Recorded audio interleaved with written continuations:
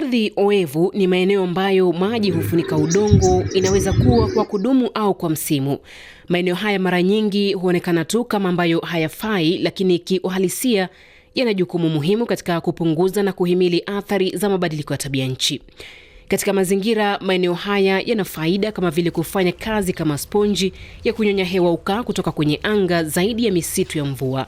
Hutumika kama makazi ya aina tofauti ya spishi ya viumbe hai, lakini pia ni mazalia ya samaki. Ardhi oevu pia hupunguza athari za mafuriko na kusafisha maji machafu, na mbali na hayo, maeneo haya ni riziki kwa mabilioni ya watu duniani kupitia shughuli kama vile uvuvi, kilimo na utalii. Katika makala haya tunaangazia aina ya ardhi oevu kwa jina kinamasi au swamp kwa Kiingereza. Mjini Kikuyu katika kaunti ya Kiambu na kutana na vijana katika shirika hili la uhifadhi la marafiki wa kinamasi cha Undiri, ambacho ni nyumbani kwa viumbe hai na bioanuai yenye umuhimu katika mazingira. Kinamasi cha Undiri ndio mboji kubwa zaidi nchini Kenya, kikiwa ya pili barani Afrika katika ardhi oevu yenye kina kirefu cha maji cha kati ya mita 3 na 4. David Wakogi, mratibu wa shirika hili, anaeleza kilichowapelekea kutilia maanani uhifadhi wa kinamasi cha Undiri. Tulianza mwaka wa 2016, na wakati huo hii kinamasi ya Undiri ilikuwa inakaa ni kama pahali ambapo kila mtu angefanya venye alikuwa anataka. Kulikuwa na mambo mingi sana ambayo ilikuwa inaendelea.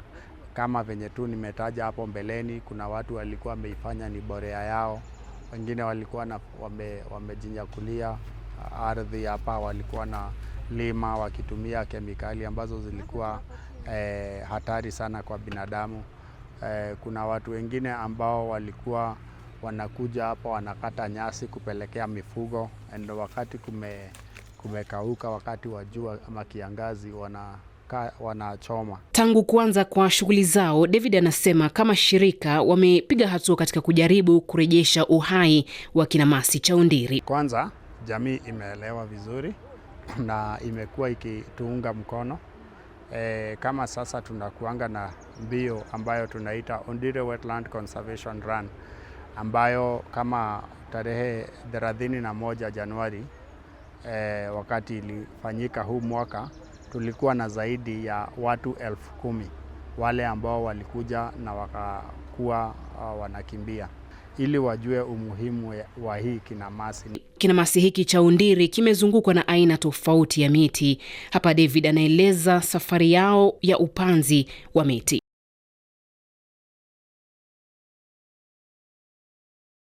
Weza kufanya restoration ya hapa. Hii miti yote mnaona, hii msitu iko hapa, hii ni sisi tumepanda. Tumekuwa hapa kwa muda wa miaka 10, na katika hiyo safari tulianza na kupanda upanzi wa miti.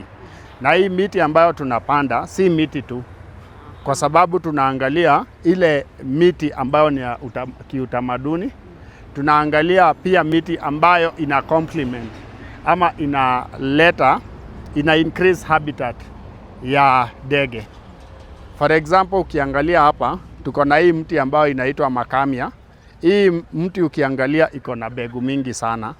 Tuko na hii mti ambayo inaitwa kasorina. Hii mti ukiangalia iko na mbegu mingi sana, kwa sababu isipokuwa hii pia ni msitu ambayo tumekuwa nayo ambayo tunaita the arboretum. Pia tunaitumia kama orchard. Pale tuna harvest hizi mbegu, na wakati tunazivuna tunafanya tree nursery. Tumeshirikiana na mashule zaidi ya 30 ambao tumewasaidia kuanzisha clubs ama vilabu za mazingira baadaye. Katika shirika hili pia kuna kitengo kinachohusika na masuala ya sayansi, ambapo wanafanya utafiti pia kuhusu aina tofauti ya miti ya asili na faida zake, kama anavyoeleza James Gishomo, msimamizi wa kitengo hicho. Hayo ni one of the famous tree. Hii kulingana na sisi tunaita mwarobaini nusu. Hii si mwarobaini kamili. Mwarobaini kamili huwa inamea sehemu kama za Kilifi, place ambazo kuna joto mingi. Lakini sisi huyu tuko naye hapa ni mwarobaini nusu. Kazi zake ni kama tu za mwarobaini hiyo ya kawaida. Kulingana na Kiswahili venye tu kisikia jina mwarobaini unajua arobaini inamaanisha inaweza kusaidia baadhi ya magonjwa yenye yameweza kukua yameandikwa ni arobaini, na kwa ufupi tu naweza sema inasaidia tu kupunguza maumivu yoyote, inasaidia stolina za malaria, lakini kila conditions kuna preparations zenye unafaa kutumia ndio utumie hiyo. Kama ya homa unaweza inhale hiyo nini yake after imechemuka then kama hapa kuna mti mwingine hapa, huyu unaitwa Wabugia ugandensis. Wakikuyu tunaiita muthega. Huu ni mti ambao uko na faida mingi sana na ulitumika hadi na mababu zetu tangu enzi za jadi. Mti huu kwa kwanza hata ni mti ambao ukitumia hizi dawa za kiasili unahitaji ukuwe unatumia ushauri wa daktari. Usikuje nikwambie hii ni muthega inasaidia hivi na hivi ukuje tu uende kama umetumia. Baadhi ya miti sijui nitatumia jina gani, lakini naweza sema ni potent. Ukiitumia iko na madhara yake. Kama hii mti iko na condition huwa inasaidia sana. Kama ukiwa na shida ya meno unatafuna tu kanini kamoja kanabaki hapo for some time.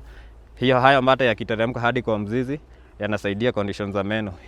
Ardhi oevu ya Ondiri ni nyumbani kwa zaidi ya spishi 90 za ndege. Kwa mfano, tulifanikiwa kumwona ndege aina ya korongo ambao mara nyingi wao hutoroka katika ardhi oevu ambayo mazingira yake yamechafuliwa. Kimani Ng'ang'a ni miongoni mwa vijana katika shirika la Friends of Ondiri. Ile ndio iko kwa emblem ya Uganda, kwa emblem bado ya Nairobi City Council since 1909. Inajulikana the crested crane ama the grey crowned crane. Kuna wale wanahamahama wanakuja leo, wiki mbili wanakuja wanakunywa maji wanahama. Hawa ni permanent residents wa Ondiri Wetland. Na pia wakiwa around ni dalili ya kuonyesha how clean the water is, how unpolluted maji iko. Sababu mara mingi wanapatikana kwa wetlands unpolluted. Katika shughuli yoyote ya uhifadhi wa mazingira, ushirikishwaji wa jamii ni muhimu. Steven Ndishu, naibu mratibu wa shirika la Friends of Ondiri, anaeleza namna jamii ilivyopokea harakati zao za kuhifadhi kinamasi cha Ondiri. Most of them wame embrace hiyo, na sasa it has improved greatly even our relationship, and pia wanaelewa where we are coming from.